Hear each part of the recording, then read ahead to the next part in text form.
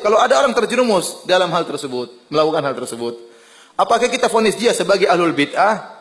Jawabannya tidak. Dia kalau cuma gara-gara kesalahan ini, tidak bisa kita keluarkan dia dari firqah najiyah. Paham? Karena ini bukan masalah akidah, bukan masalah usuluddin, bukan masalah kaidah kuliah. Tapi dia salah dalam satu perkara, perkara fikih misalnya. Karena ini bid'ah amaliyah. Ya. Paham? Paham atau tidak? Ya. Maka jangan suka mudah-mudah menyesatkan apa? Orang ya. Antum bilang salah, enggak jadi masalah, itu hak kita. Paham? Contoh. Ada orang melakukan maulid Nabi. Maulid Nabi ada khilaf di kalangan para ulama. Sebagian ulama Syafi'iyah mengatakan dianjurkan.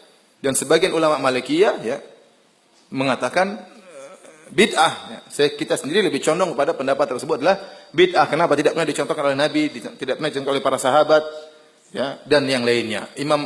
Empat imam tidak pernah melakukannya. Maka ini tidak ada contohnya di zaman Nabi, bisa dipastikan tidak pernah ada yang melakukan apa? Maulid. Dan kita ingin beragama sebagaimana agamanya para sahabat. Karena ciri Ahlus Sunnah adalah mengikuti jalannya para sahabat. Nah, kalau kita berpendapat bahwasanya maulid adalah bid'ah, tidak bisa dikerjakan, kemudian ada saudara-saudara kita yang melakukannya, apakah kita tuduh mereka sebagai ahlul bid'ah keluar daripada Ahlus Sunnah? Jawabannya enggak. Kenapa? Karena bid'ah yang mereka lakukan bukan berkaitan dengan apa? Usuluddin. Paham? Bukan berkaitan dengan masalah akidah. Tapi kita katakan mereka salah, ya. Namun kesalahan ini tidak mengeluarkan mereka dari apa? Ahlus Sunnah. Karena kesalahan mereka bukan masalah akidah. Beda kalau mereka meyakini bahwasanya boleh minta ke kuburan Nabi, ya ini lain cerita.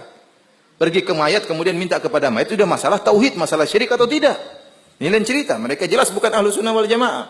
Tapi kalau kesalahannya sekedar maulid, hanya sekedar tahlilan, ya.